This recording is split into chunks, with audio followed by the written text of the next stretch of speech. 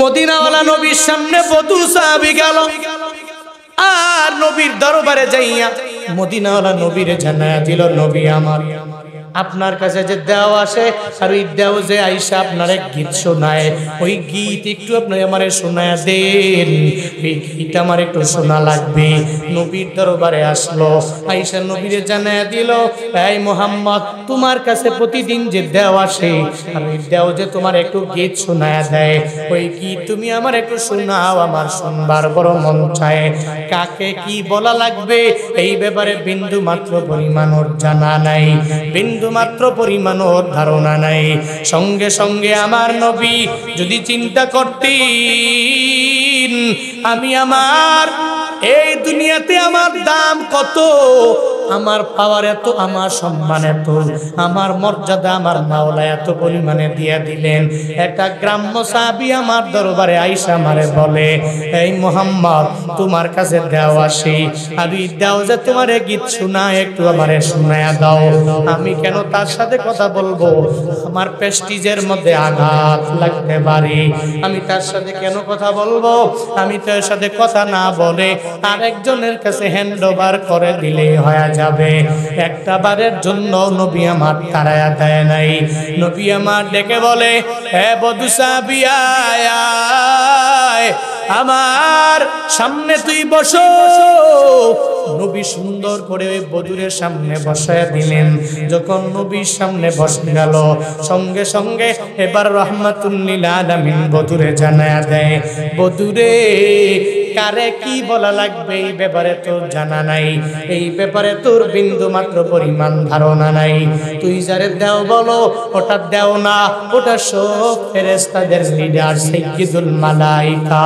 উনি হলেন হযরত জিবরাইল আলাইহিস সালাতু ওয়াস সালাম।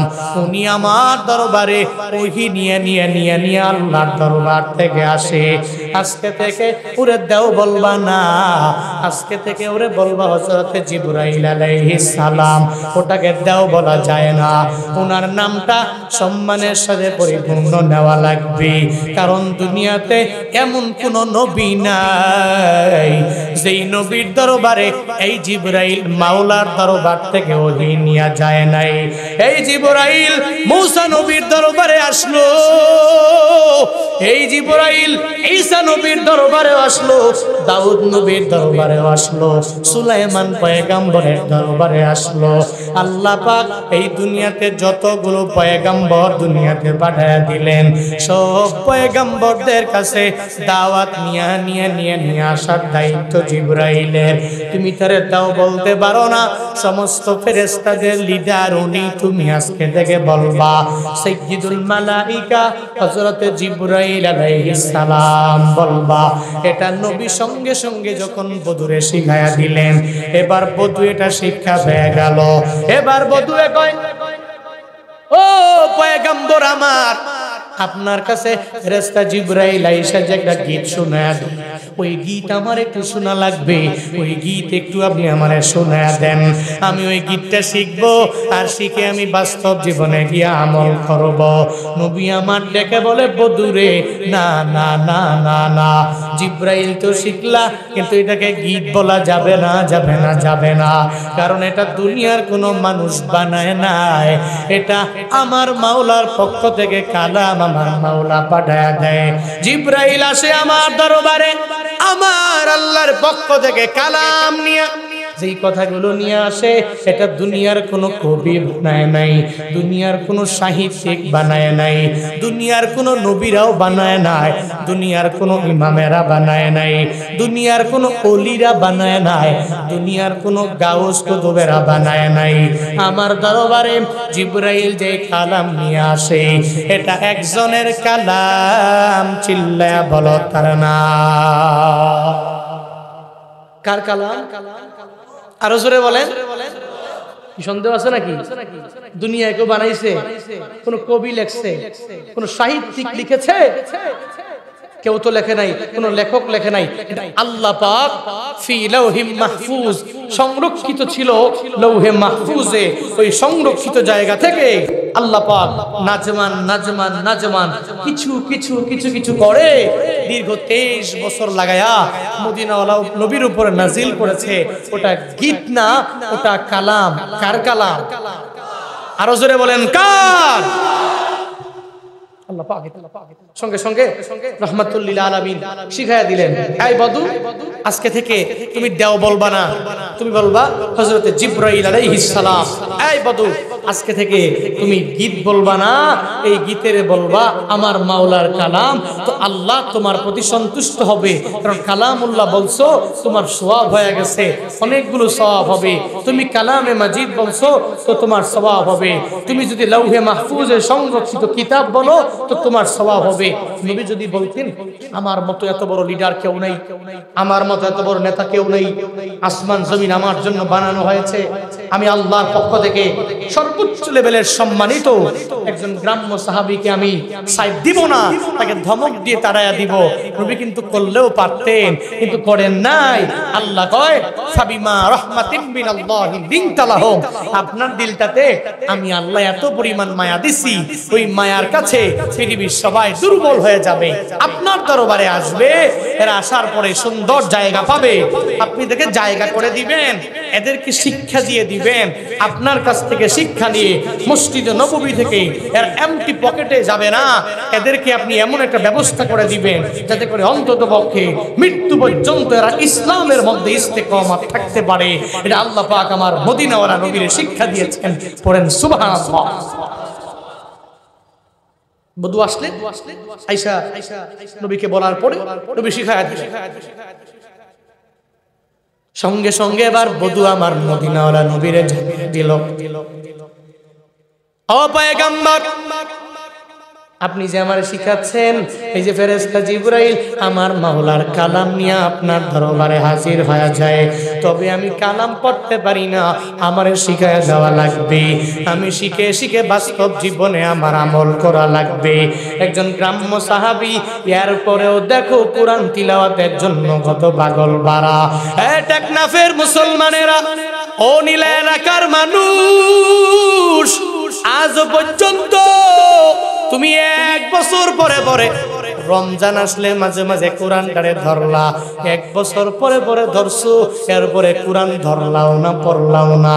কোরআনের মধ্যে কি জানা দেওয়া হলো এই ব্যাপারে তোমার ধারণা নাই।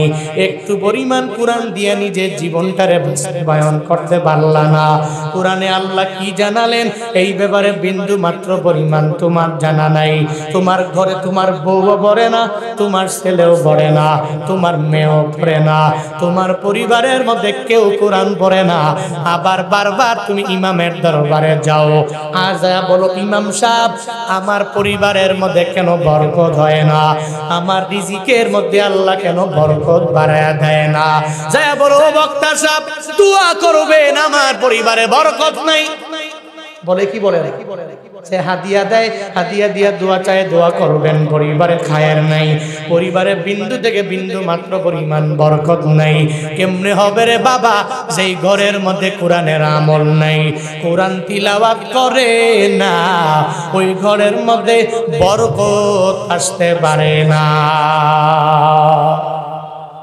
যেই ঘরে কোরআন নাই ওই ঘরে বরকত থাকবে কে? পরিবারের মধ্যে সচ্ছলতা আনার জন্য তোমার কোরআন তিলাওয়াত জরুরি। তুমি করো, না হয় তোমার ছেলে করবে, না হয় মেয়ে করবে, না হয় তোমার মা করবে, বাবা করবে, না হয় পরিবারে তোমার স্ত্রীটা করবে। একজন না একজন প্রতিদিন এই কোরআনটাকে বান্দা পড়ে পড়ে শেখানো লাগবে বান্দারে। কিন্তু আজ এমন হয়ে গেল কোরআনটাকে বিন্দু মাত্র পরিমাণ প্রায়োরিটি দেয় না। নিজে একটা পুত্রবধূ ঘরের মধ্যে আনবে, নিজের ছেলে ঢাকা ভার্সিটি থেকে মাস্টার্স কমপ্লিট করে চলে আসলো, এবারে ছেলে শিক্ষিত, তার জন্য একটা শিক্ষিতা বউ ঘরের মধ্যে আনা লাগবে। ওই ছেলেও জানিয়ে দিল বাবা আমার জন্য এমন একটা মেয়ে দেখবেন, যেই মেয়ে মাস্টার্স পড়ুয়া হবে, যেই মেয়ে ইংলিশে টকিং করতে পারবে, উর্দুতে টকিং করতে পারবে, হিন্দিতে টকিং করতে পারবে, এমন একটা মেয়ে আমার জন্য আনবেন। এবার বাবা ওই মেয়ে খোঁজার জন্য পাগল হয়ে গেল। বাবা যখন দেখবেন এই এলাকা থেকে নীলায় দৌড়াইলো, টেকনাফে দৌড়াইলো, কেন আমার ছেলেটা এত বড় শিক্ষিত, তার জন্য একটা বউ আনা লাগবে। ওই বউটা আনার পরে এরপরে ঘরের মধ্যে ইংলিশে টকিং শিখায়া দিবে। আমার ঘরের মধ্যে আমার বউটা হিন্দি জানা লাগবে। অটোমেটিক ছেলের কথা মেনে এবার চলে গেল বাবায় তার পুত্রবধূ আনার জন্য।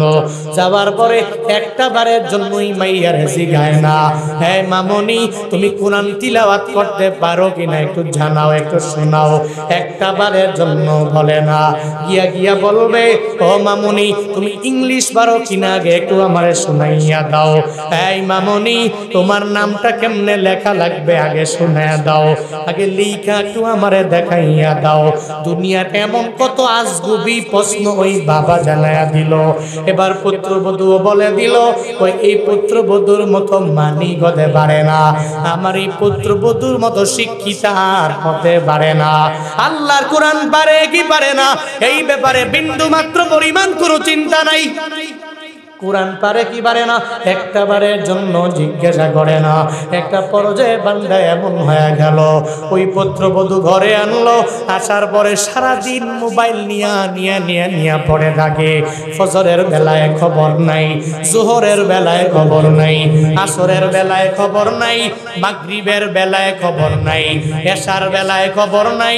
কোরআন তিলাওয়াত তো ভুলেও করতেও জানে না, করেও না। তখন গর্বের মধ্যে একটা নাতি চলে আসলো, ইমামের কাছে দৌড়াইয়া যায়, ও ইমাম সাহেব দোয়া করো, আমার পুত্রবধূর ঘরে ডক্টর মিজানুর রহমান আজহারির মতো একটা স্কলার যাতে করে হয়ে যায়, হাফিজুর রহমান সিদ্দিকীর মতো একটা বড় স্কলার যাতে করে হয়ে যায়, বাংলাদেশের বড় বড় আলেমদের মতো যাতে করে আমার পুত্রবধূর গর্ভের মধ্যে হয়ে যায়। এটা ইমামের কাছে গিয়া দোয়া নেয়, খতিবের কাছে গিয়া দোয়া নেয়, অথচ পুত্রবধূ কোরআনের ধারে কাছেও যায় না। সারাদিন ওই ইন্ডিয়ান যত মুভি আছে এটা দেখার জন্য পাগল বাড়া। শ্বশুরের কথাও মানে না, শাশুড়ির কথাও মানে না, আবার দোয়া করে একটা ভালো সন্তান আমার গর্ভ থেকে আসবে। হুজুরেরা দোয়া করবে আর দোয়া কবুল হয়ে যাবে, এটা মামুলি বিষয় না, এটা মা বাবার আবদার না, এটা মামার বাড়ির আবদার না। এই আল্লাহর বান্দারা, যেই মহিলা ঘরের মধ্যে কোরআন পড়ে না, ফজর পড়ে না, জোহর পড়ে না, আসর পড়ে না, মাগরিব পড়ে না, এশাও পড়ে না, কোরআন তিলাওয়াতও করে না, ওই মহিলার গর্ভের মধ্যে সন্তানটা নিয়ে সারা রাত লাগাইয়া মোবাইল চালাইলো। দিনের বেলা এমন কোন নাটক নাই দেখলো না, এমন কোন ছবি নাই দেখলো না।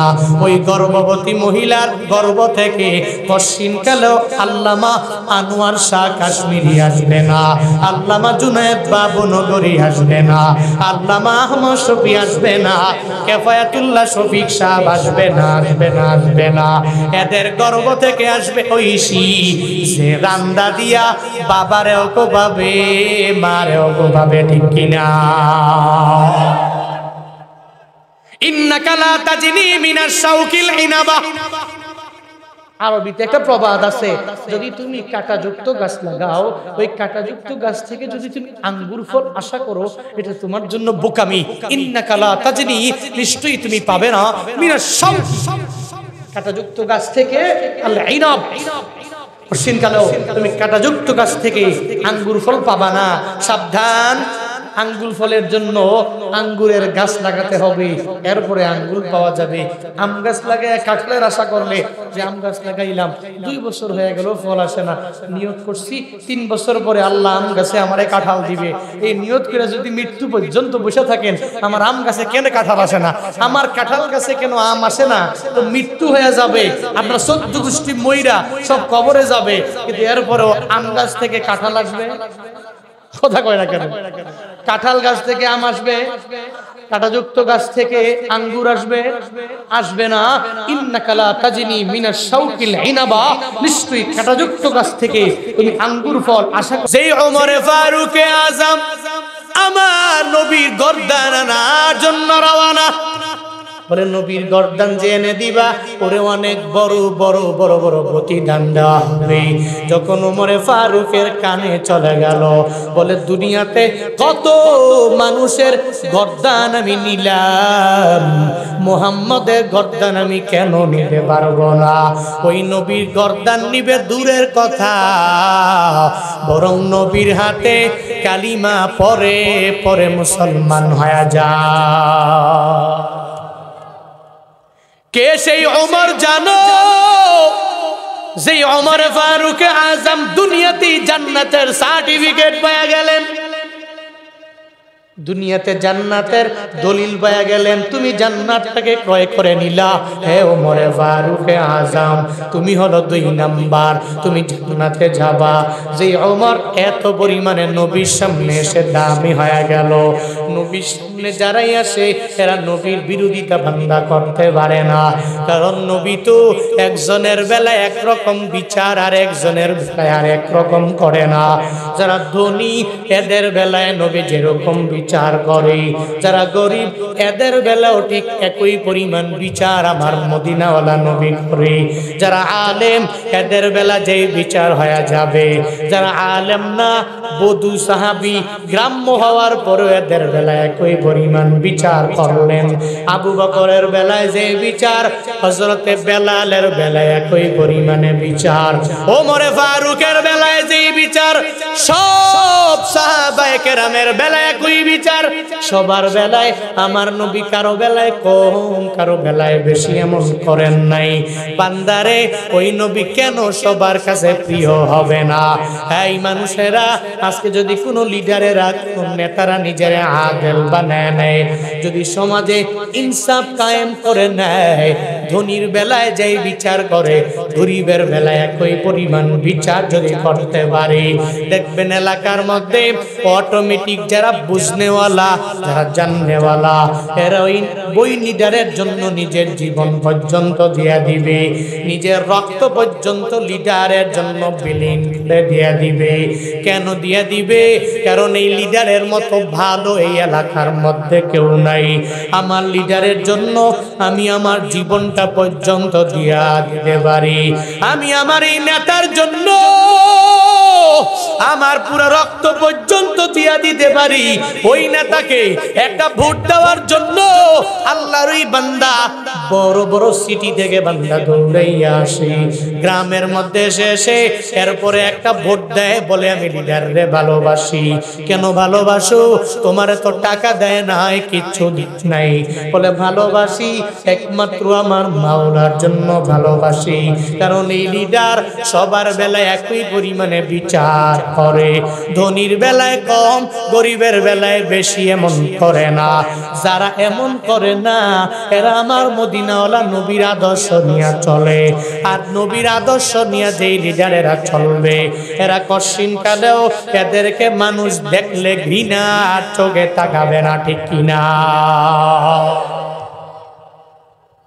কিন্তু যদি ধনীর বেলায় একরকম বিচার করে গরিবের বেলায় আরেক রকম করে,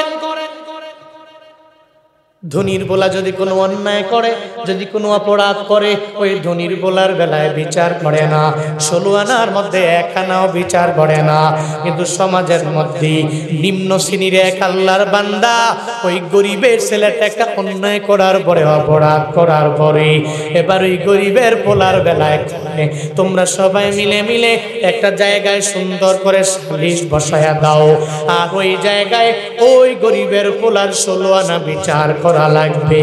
এমন লিডার আমগো সমাজে আছে না? না,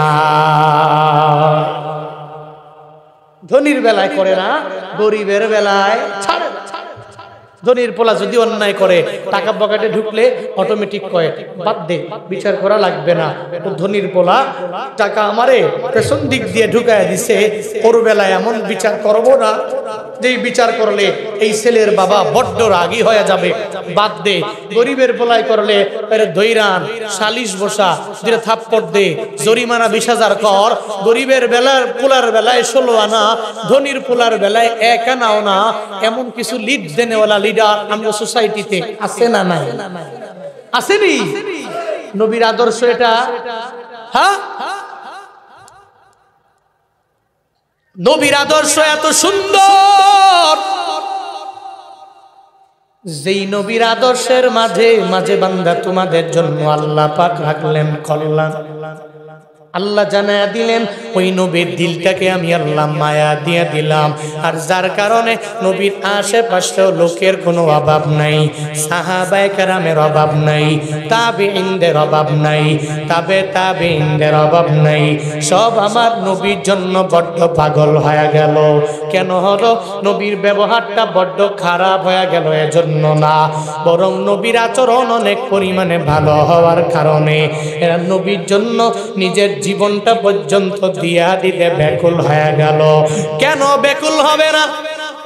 আমার মদিনাওয়ালা নবী জানায়া দিলেন, নবীর একজন কন্যা আল্লাহ পাক যেই কন্যা দিয়েছেন ফাতেমা রাদিয়াল্লাহু আনহা, আল্লাহ পাক ওনারে এমন একটা কন্যা দিয়া দিলেন যেই কন্যারে আমার নবী এত পরিমাণে মহাব্বত করে, এত পরিমাণে ভালোবাসে।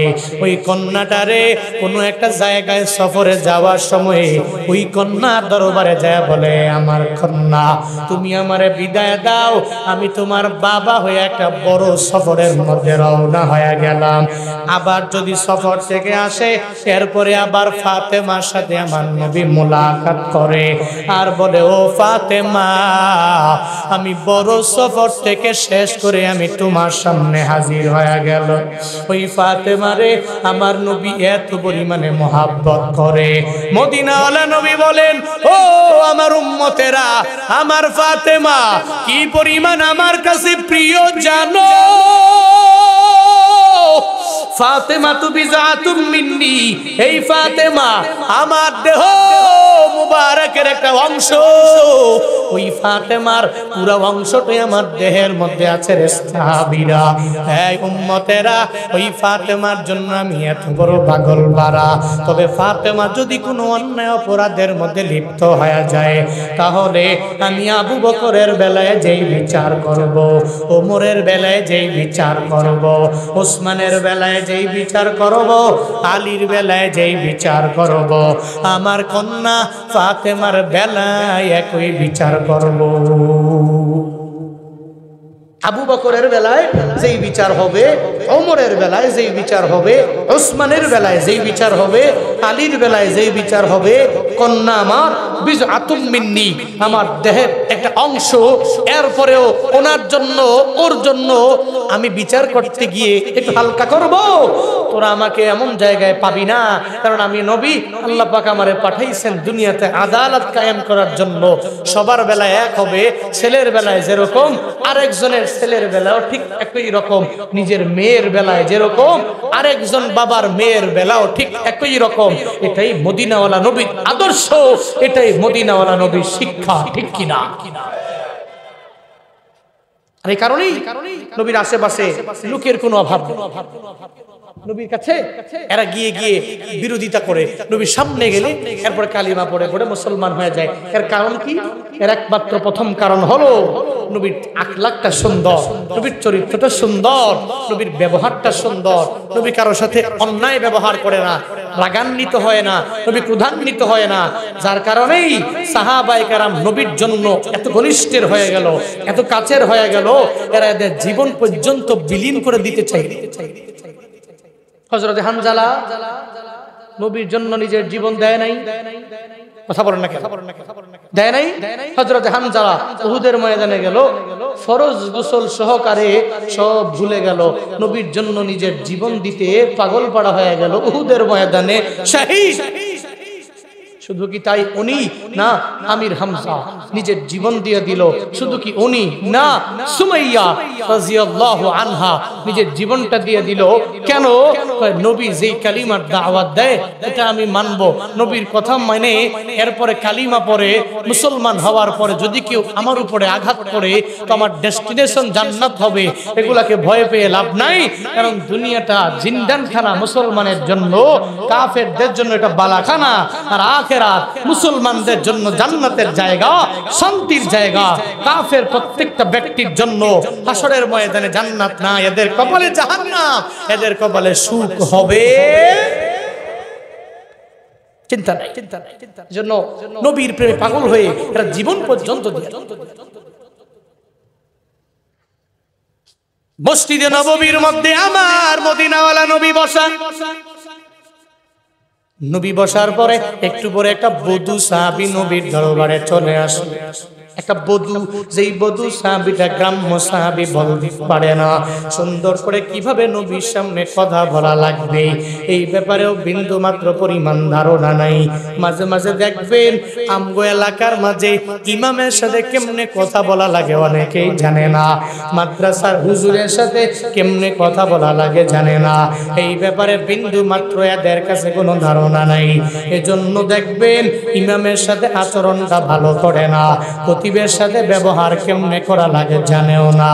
তবে মাঝে মাঝে ইমামেরা রাগান্বিত হয়ে যায়, আবার মাঝে মাঝে ক্রোধান্বিত হয়ে যায়, আবার মাঝে মাঝে রাগান্বিত হয় না, বরং তারে ধরে ধরে সুন্দর করে বুকে টাইনা বুঝায়া দেয়।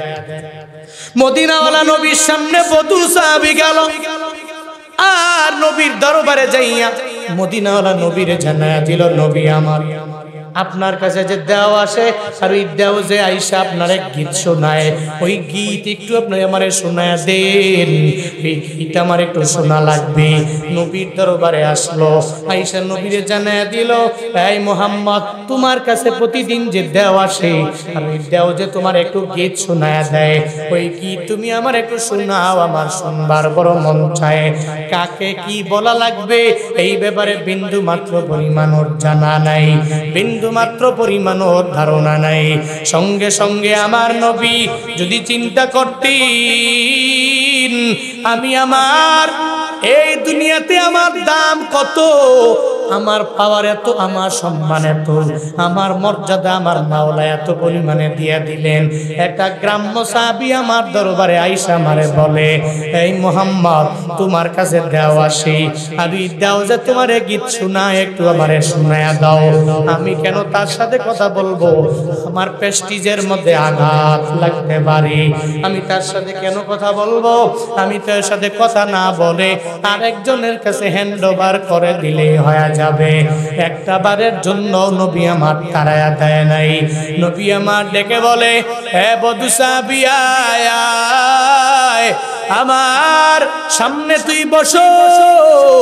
নবী সুন্দর করে ওই বধূরের সামনে বসায় দিলেন। যখন নবীর সামনে বসে গেল, সঙ্গে সঙ্গে এবার রাহমাতুল লিল আলামিন বধূরে জানায়া দেয়, বধূরে, কারে কি বলা লাগবে এই ব্যাপারে তোর জানা নাই, এই ব্যাপারে তোর বিন্দু মাত্র পরিমাণ ধারণা নাই। তুই যারে দেও বলো, ওটা দেও না, ওটা সব ফেরেশতাদের লিডার সাইয়্যিদুল মালাইকা, উনি হলেন হযরত জিবরাইল আলাইহিস সালাতু ওয়াস সালাম। উনি আমার দরবারে ওহী নিয়ে আল্লাহর দরবার থেকে আসে। আজকে থেকে ওরে দেও বলবা না, আজকে থেকে ওরে বলবা হযরত জিবরাইল আলাইহিস সালাম। ওটাকে দেও বলা যায় না, ওনার নামটা সম্মানের সাথে পরিপূর্ণ নেওয়া লাগবে।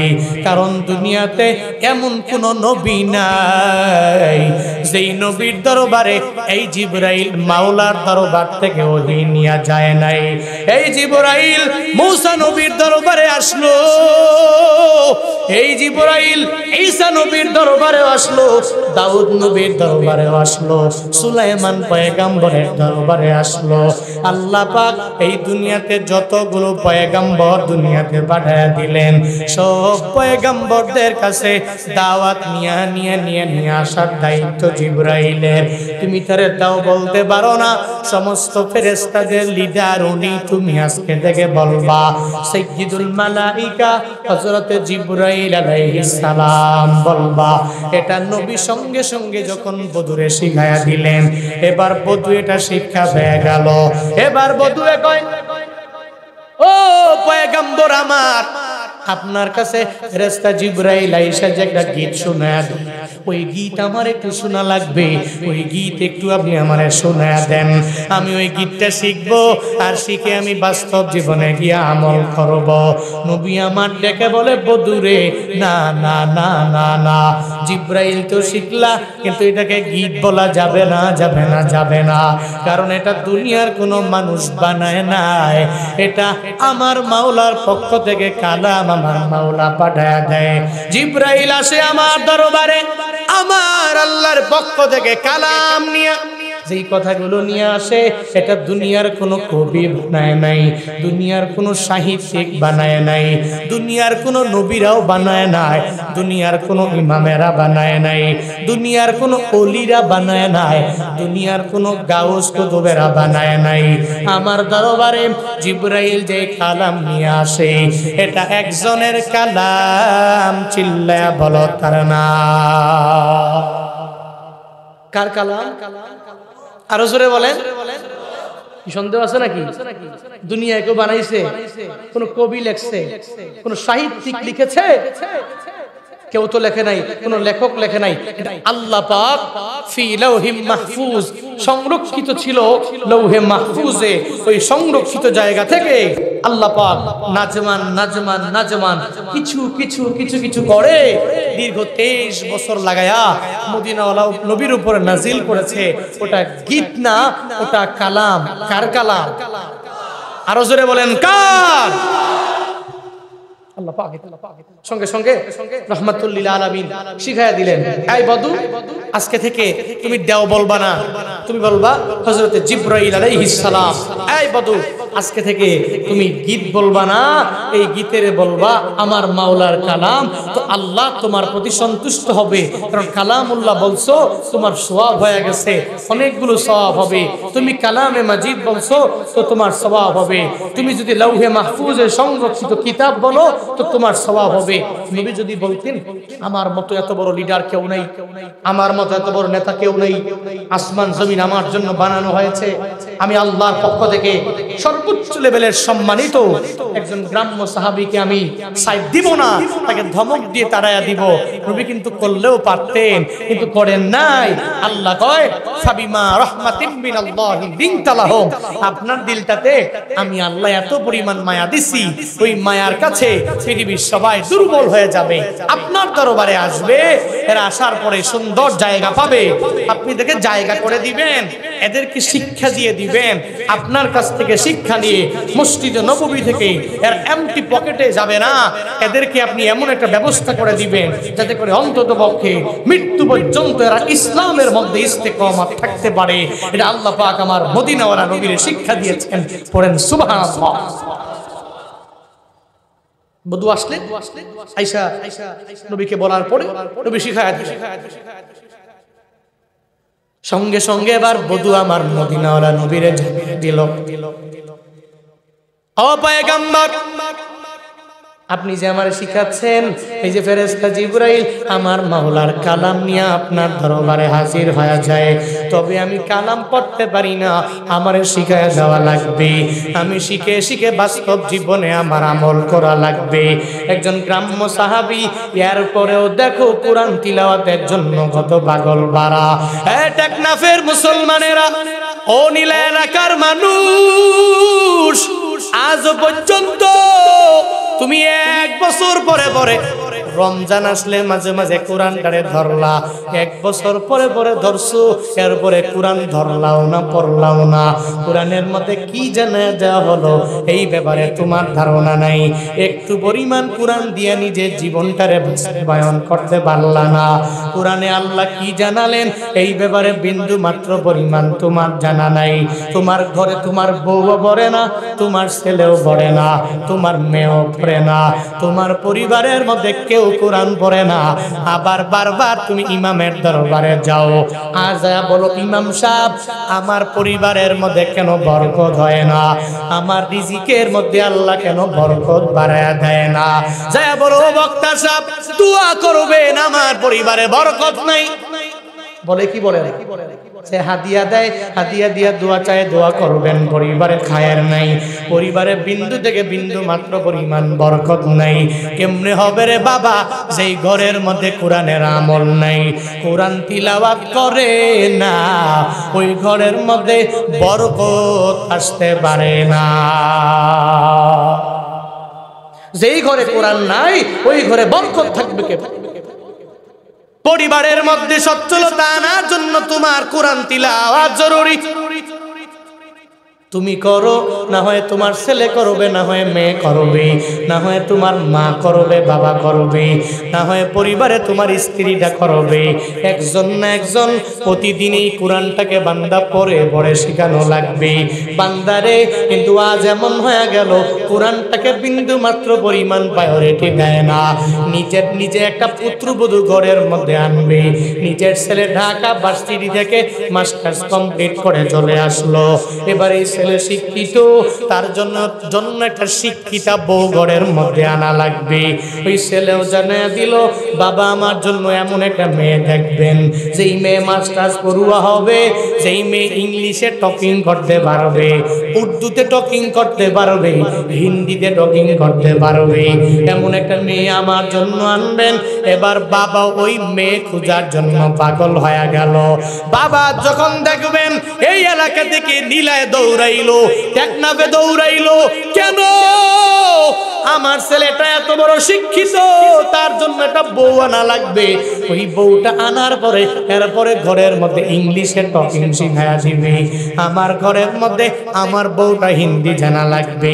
অটোমেটিক ছেলের কথা মেনে এবার চলে গেল বাবায় তার পুত্রবধূ আনার জন্য। যাওয়ার পরে একটা বারের জন্যই মাইয়ার জিগায় না, হ্যাঁ মামনি তুমি কোরআন তিলাওয়াত করতে পারো কিনা একটু জানাও, একটু শোনাও।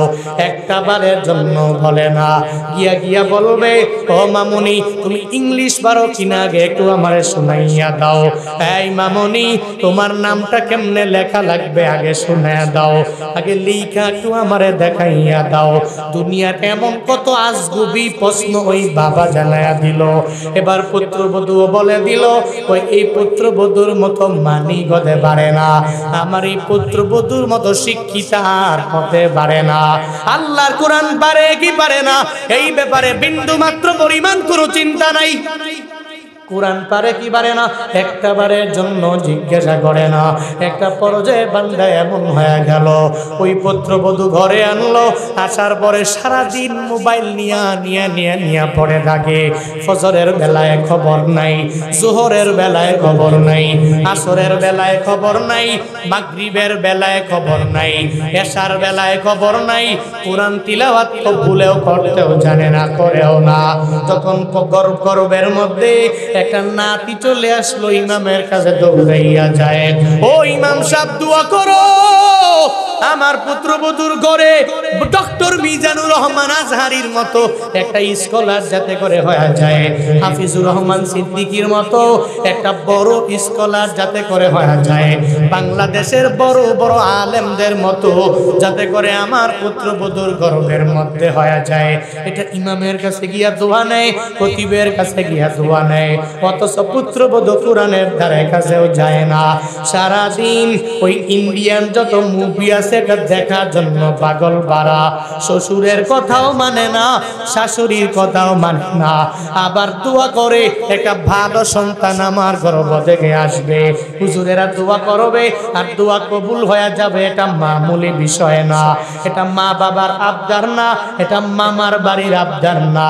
এই আল্লাহর বান্দারা, যেই মহিলা ঘরের মধ্যে কোরআন পড়ে না, ফজর পড়ে না, জোহর পড়ে না, আসর পড়ে না, মাগরিব পড়ে না, এশাও পড়ে না, কোরআন তিলাওয়াতও করে না, ওই মহিলার গর্ভের মধ্যে সন্তানটা নিয়ে সারা রাত লাগাইয়া মোবাইল চালাইলো।